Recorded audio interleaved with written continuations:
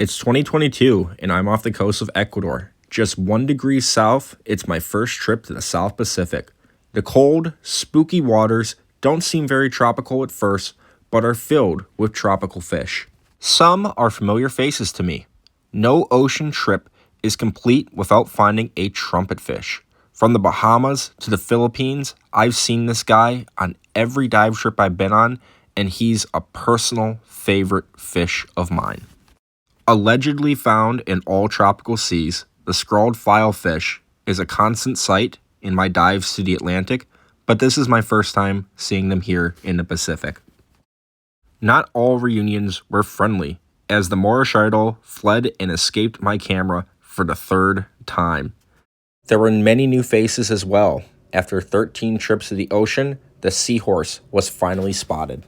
A guitarfish was a surprise, but certainly a welcomed one. Schools of king angelfish were a real treat, and every moment underwater was filled with swarms of scissor-tailed chromids. Ecuador was, however, truly the realm of the stingray.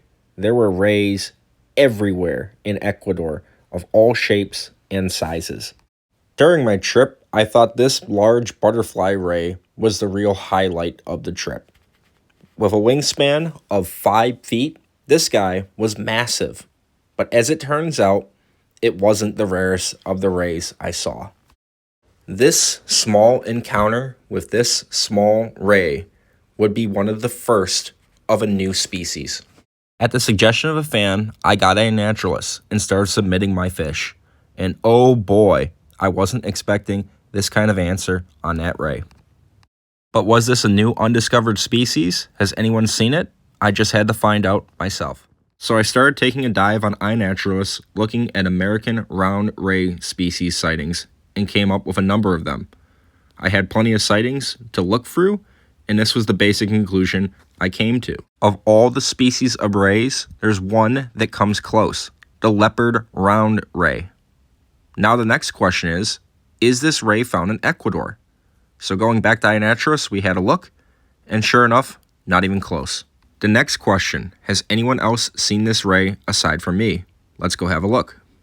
So back on iNaturalist, we had a look at American round rays, and sure enough, a couple other people have seen them. This person a year after me, this person also a year after me, but some did see it before I did. This man here is probably the first guy to see it way back in 2014. While I might not be the first person to see it, I'm the only person so far who has seen this ray and documented it twice. So I've contributed something to this discovery. I'm not a scientist, but I will do what I can to raise awareness of the species so that somebody will actually scientifically describe it. The first thing I did was I mapped out everyone's sightings to get an idea of its approximate range. It seems to be found from central Ecuador all the way down to Peru. The next step is certainly the hardest, and that's getting an ichthyologist to actually formally describe the species scientifically, so it goes from an undescribed species to a new species. As it turns out, there are millions of undescribed species, but how many of them are a small to medium-sized fish that lives in tropical waters within range of scuba diving that's common? Certainly not many. It has likely gone unnoticed due to the large number of stingrays in Ecuador and the multiple species. Because to be honest with you, there were so many rays, I only filmed the ones that looked different from rays I'd already seen. If I had seen the same ray more than once, I didn't even bother filming them anymore. So to conclude, this is a new species.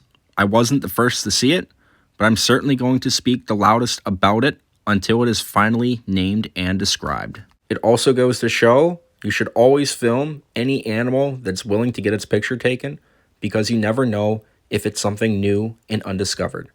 Stay safe, dive often, and thanks for watching. Be sure to leave a like or a comment.